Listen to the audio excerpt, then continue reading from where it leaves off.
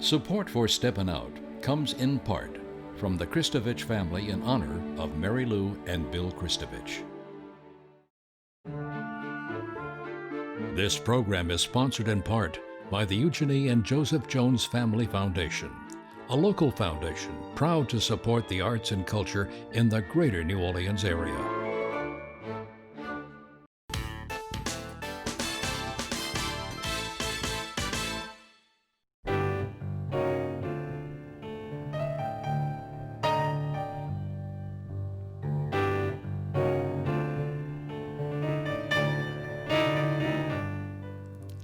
I'm Peggy Scott LABORDE, and welcome to Steppin Out, with updates from the local restaurant, arts, and entertainment scenes. Joining me, Poppy Tooker, host of Louisiana Eats on WWNO Radio. Hey, Poppy. Ian McNulty, Hi, food writer. Hello. Food writer for the Times-Picayune, New Orleans Advocate. Hello, Mr. Ian. Hello. Hi. Doug McCash, who covers the arts and culture scenes for us. Hello, dear. Also for the Times-Picayune, New Orleans Advocate, and Alan Smason of TheaterCriticism.com and the Crescent City Jewish News. Hey, Alan. Poppy, hello. As far as I'm concerned, the next best thing to dining is to talk about dining. Absolutely. And we really have something exciting to look forward to this week, because the Historic New Orleans Collection's Food Forum, which at one time was biannual and is now annual, well, it's going to be virtual this year, and it's kicking off Sunday. Jessica Harris begins with an overview of the week, talking to Amanda McFillin, who is the program director there. And so this is going to happen every night at 7 o'clock. On Monday night, they're going to start off with Lolis Eli discussing the pandemic and lessons from the past with Ralph Brennan, Cindy Mandina, and the Barrows Catfish family. Then Tuesday night, there'll be a screening of Leah Chase's wonderful documentary. On Wednesday night, there's another live panel discussion, this time on racial equality and the restaurant industry. Peg, I think you're going to be busy on Thursday night. Yes, because indeed. That's the night they're showing Lost Restaurants of New Orleans. What a lot of fun we had back then. We huh, did, Peg? and I will get to talk about it and do a little bit of an intro and comment on it too. So that I'm very glad to be asked. Well, then Friday night, I am leading the panel on pivoting, adapting, and simmering and waiting on the future of New Orleans restaurants. And Dennis Bagneris from Liberty's Kitchen, Megan Foreman from Gracious Bakery, and Ali Grieb, the COO of that wonderful LeBlanc and Smith restaurant group, will all be participating. Now, here's the big news flash. This was a very expensive, or it was a fairly expensive little event to attend in the past. This year, registration is just a $5 minimum donation. So go to the hnoc.org to join in for the big time next week. Okay, thank you so much. And moving over to Ian. Ian, I don't know about you, but I cannot get enough Indian food. And so you have exciting news. Peg, you're not alone. When a new Indian restaurant opens up, I usually hear about it pretty soon from a cast of curry fanatics that I know out there who are on it quick. And Mantra Indian Cuisine is a new place that opened in Metairie in October. And I heard about it right away from said curry heads. And the word on the street was that, hey, this is a new restaurant, but there's a connection to another restaurant that many people are fans of out in Hammond. And after visiting and speaking with the people there, I was able to put the pieces together. Now, the first thing you should know is this is a fantastic restaurant, all on its own. It's very new, just opened up a few weeks ago in the former site of City Diner on Causeway. The chef is Chef Nita. He is from Kashmir, the Kashmir Juma region in northern India. Came to the U.S., got working in California, and came to Louisiana to work in Hammond at Punjabi Dabaha, which is, if you've not heard of it, it's this fascinating food find right off the highway in a gas station right up by the exit in Hammond, off exit 12, I believe. And it is a fantastic Indian restaurant hidden in this gas station with all the corn nuts and soft drinks and everything else. And it's really attracted a following. It's got it's fans in Hammond and people who trek out there all the way to Hammond from New Orleans, from Baton Rouge, specifically to eat there. Well, Chef Nita, he cooked there. He helped establish that restaurant there with his cooking. Now he has his own restaurant in Metairie. A sweeping menu, Peggy. Covers all the bases. But what I love about it on the early visits is the depth of flavor that he coaxes from these dishes, the pride and presentation, the obvious freshness of the ingredients. And there's a lot to work with here. You know, you can get your standard curries, you can get goat dishes, which to me is always an exciting addition to those Indian menus. The breads are fantastic, the biryanis. It's the full gamut. Yes, they're going to add a buffet once coronavirus rules allow buffets there again.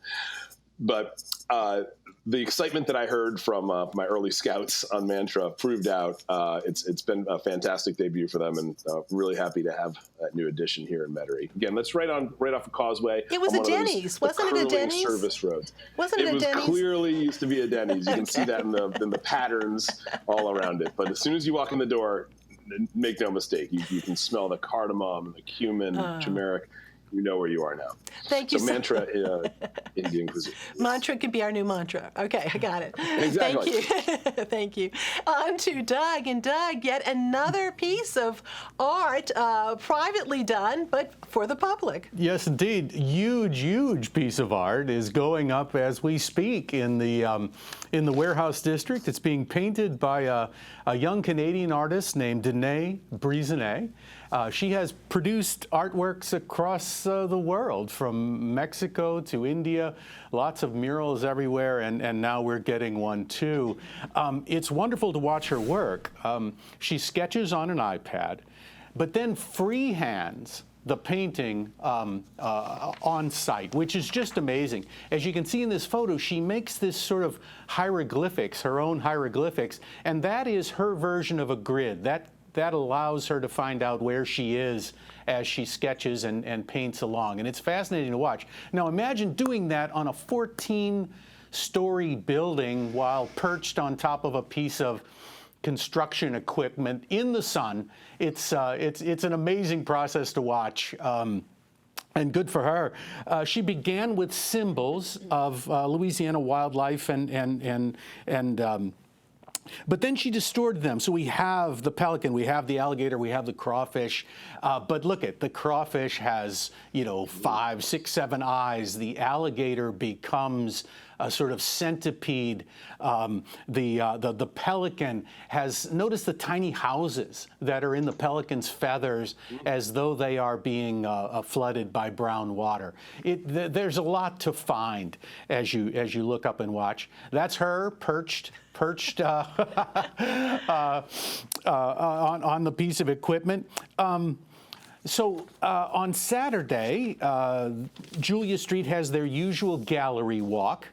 These days, it lasts from 11 a.m. to 7 so that it's not crowded. And twice during the gallery walk, she is going to do a puppet show at 11 a.m. and 2. That's on November 7th.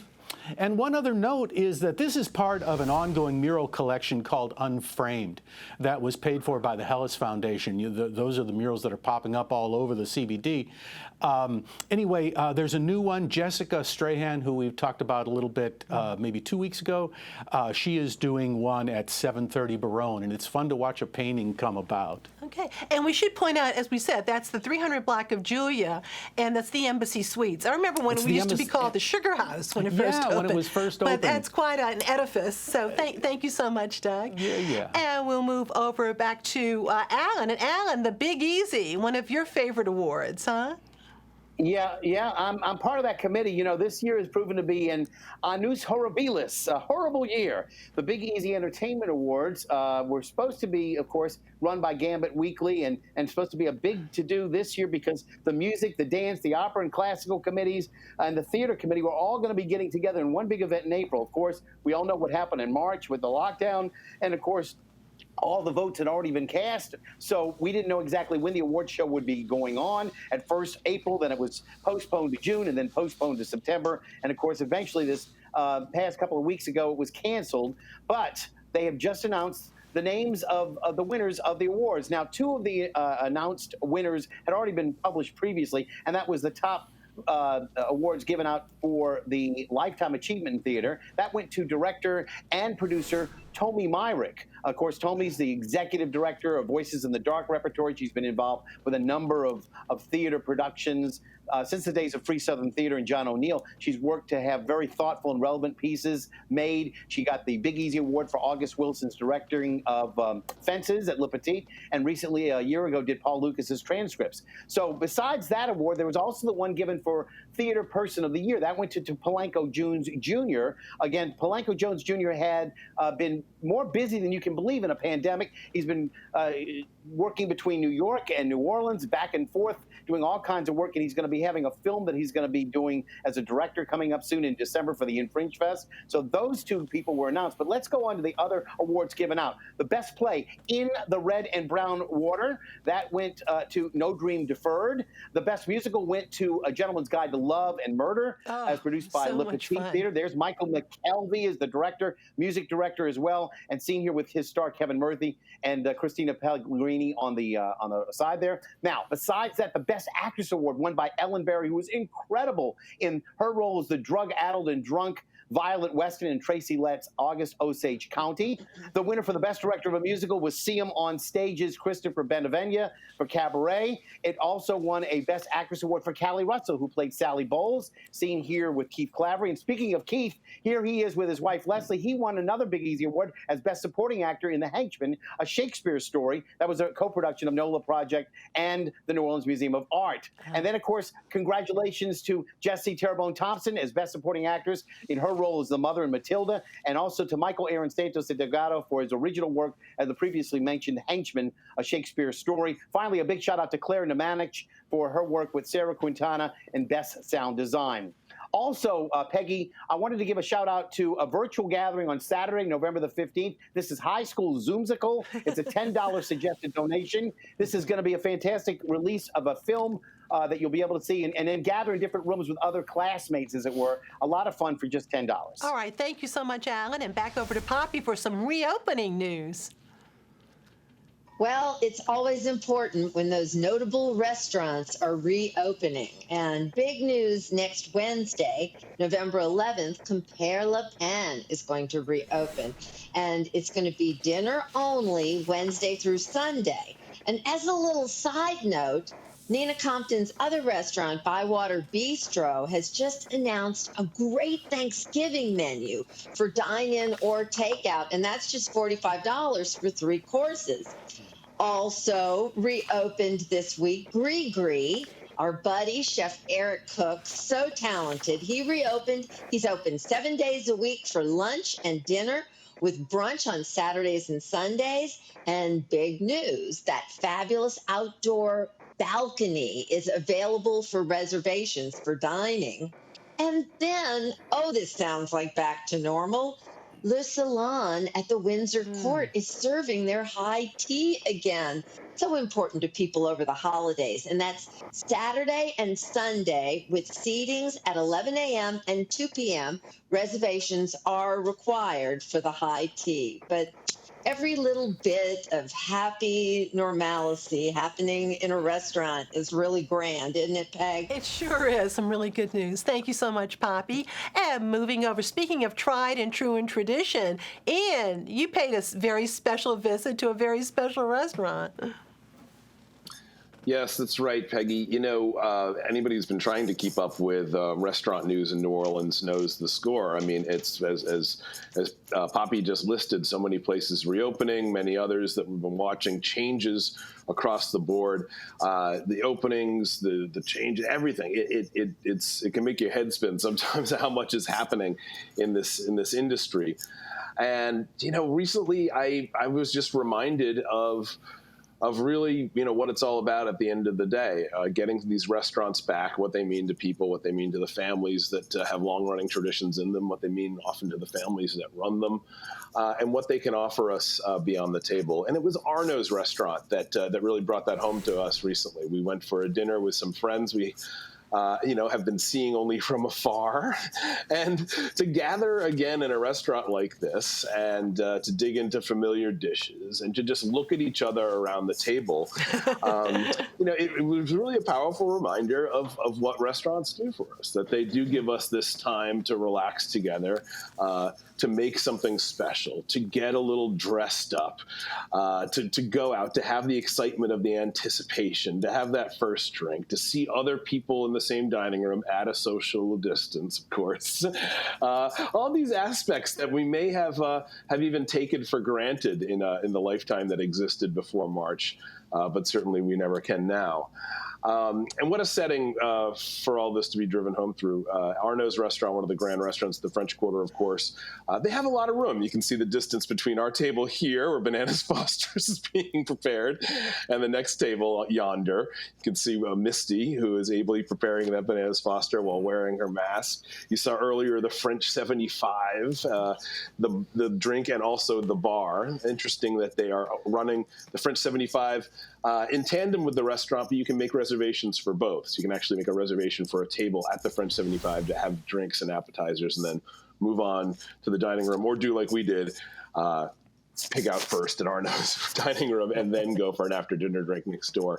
But that's it, Peggy. I mean, it just really reminded me of that restoration that we get, that small victory of just gathering together in a way that's making it happen responsibly and sustainably and putting all the pieces together once again. So cheers to them, and everyone at our table is very grateful for the experience. Thank you. Cheers to them is right. Thank you so much.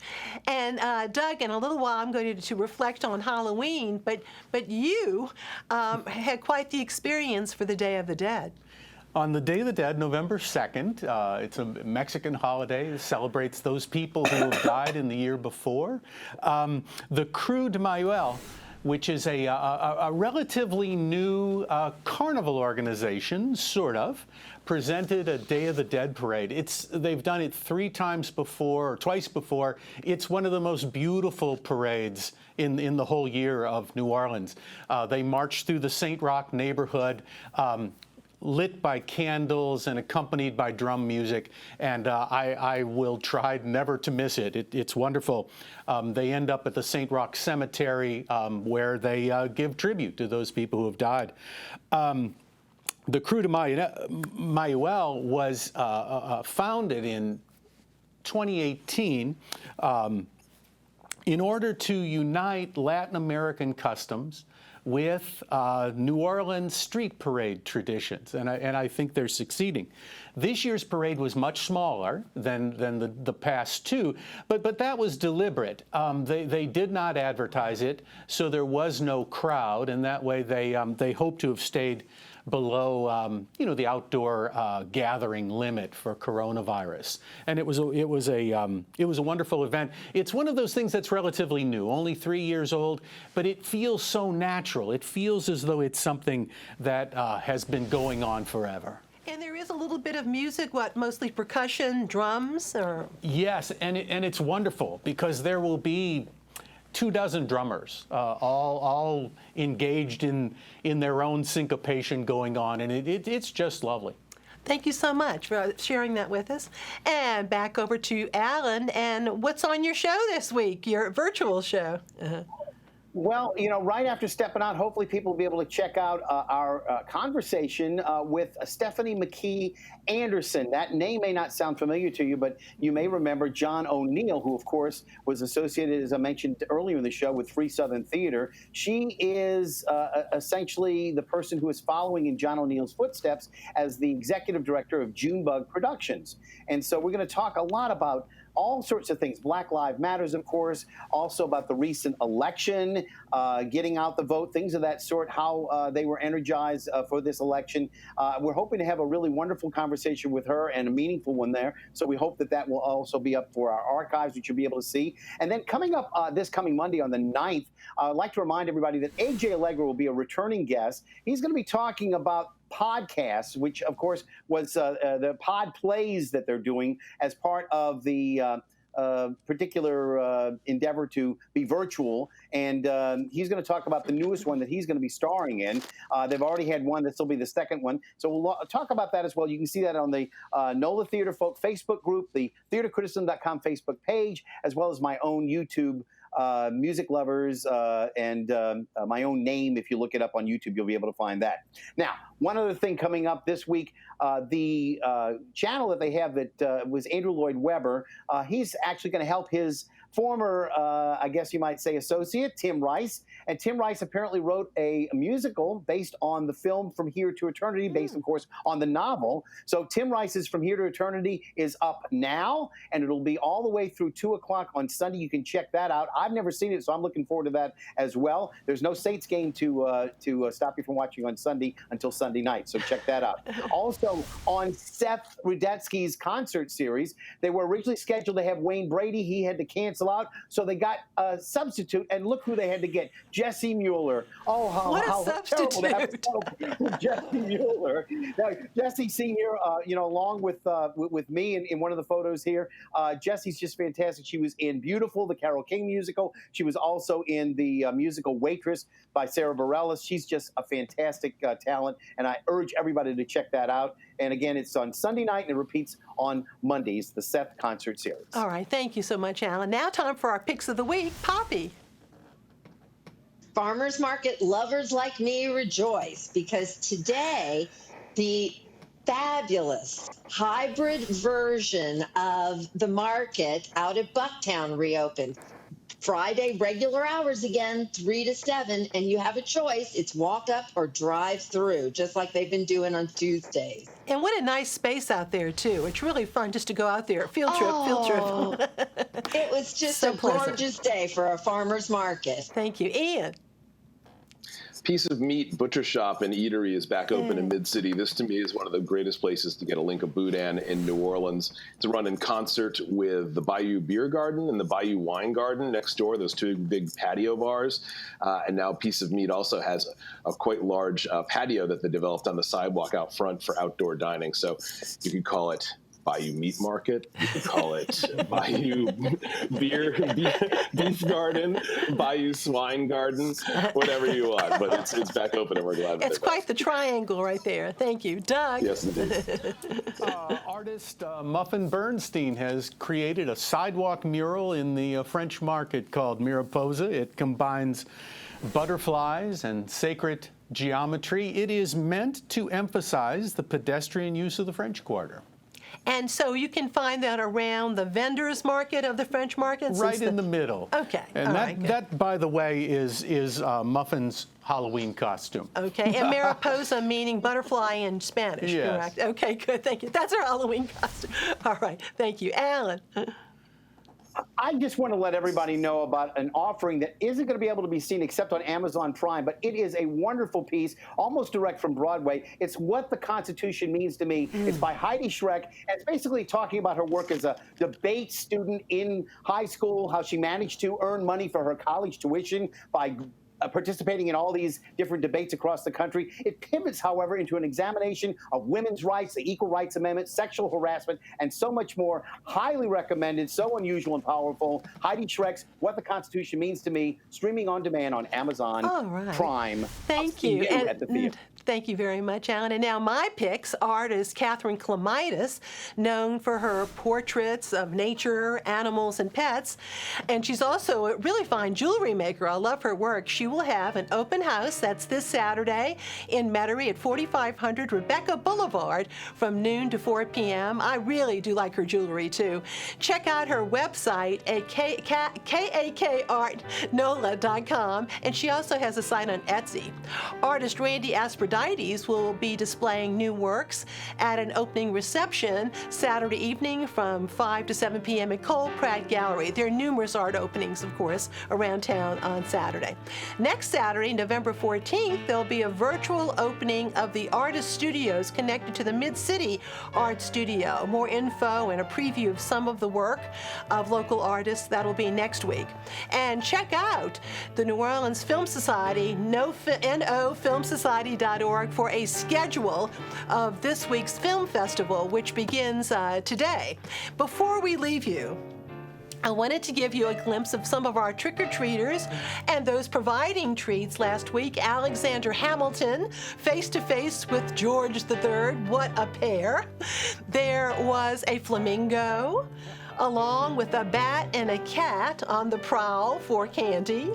Also, a sighting of the Incredible Hulk and Wonder Woman, a kind of petite Wonder Woman. Pac-Man and Blinky and Bashville, Pac-Man's ghost pals, were spotted, as was Luigi of Super Mario Brothers fame. And popping up was Morticia Adams with daughter Wednesday. We had some princesses and the Queen of Hearts, so precious. The Queen of Hearts with the Mad Hatter, and with them a very tiny Alice. There was a slice of pizza, a superhero and a dinosaur that also stopped by. And handing out treats was this crew. Look at that, Ian. Can we identify somebody we know here? Complete, and some other folks we know, with a PVC pipe candy chute. Ian, did that work pretty well? It worked brilliantly. Also worked for beers for trick-or-drinkers, too, I found out. I love that lady in purple, too. Very smooth going. Finally, we have Popeye and Pals with olive oil, and a reminder that there was masking, of course, COVID masking. They took that off for photos. And we had a larger-than-life bottle of Purell that also came by. So what did you think? Did you have a favorite costume, Ian? Because I know you experienced a lot of these. My own godson walked up, and I did not recognize him because he was wearing such an awesome costume that I just kept feeding him candy, thinking, "Go away, kid! What is it? You're already getting all the candy." And he took off his mask to reveal his true identity. What was the costume? Was well it? done. Oh, Well okay. done, Mira. He was a Star Wars character. Oh, okay. Thank you all so very much, and thank you all for watching. Goodbye.